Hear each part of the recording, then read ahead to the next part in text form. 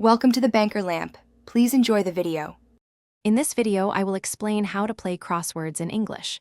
To begin, you will see a grid of black and white squares, along with two lists of clues: across and down. Your main objective is to fill every white square with a letter, forming words that correctly answer the clues. Each word must fit precisely into the designated number of squares. It's a fun and engaging way to test your vocabulary and general knowledge. Understanding the clues is your next step. Each clue has a number, which directly corresponds to a starting square on the grid. For example, 1 across refers to the word starting at square number 1 and going horizontally. Similarly, 3 down means the word starts at square number 3 and goes vertically.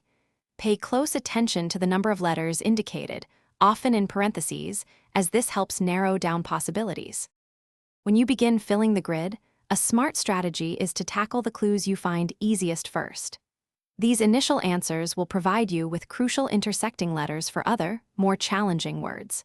For instance, if you solve a 5-letter across word, its letters will appear in several down words, giving you a head start. Always consider the number of letters required for each answer. To truly master crosswords, consistent practice is key.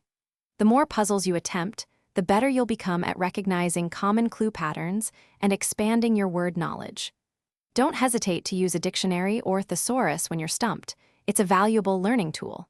Over time, you'll develop a keen eye for wordplay and enjoy the satisfaction of completing even the most challenging grids. Thanks for watching. If this was helpful, leave a like and consider subscribing. See you next time.